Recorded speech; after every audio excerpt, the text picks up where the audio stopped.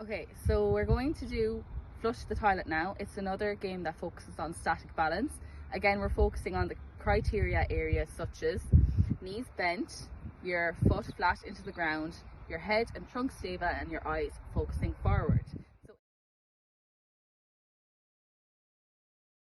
So in this game, Hannah is going to be the chaser and the tagger, and Shona is going to be the runner. When Hannah tags Shona, Shona must balance, her arms out and her knee bent. Then another person on Shona's team, which will be me in this situation, must come along and flush the toilet and lower her arm. Then she's free to run around again. So we're going to give this a trial run. Okay, whenever you're ready, go.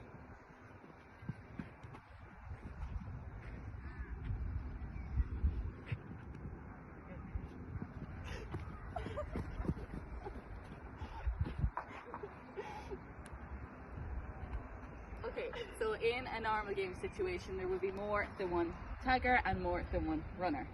But the game will continue until all students are satisfied with their static balance.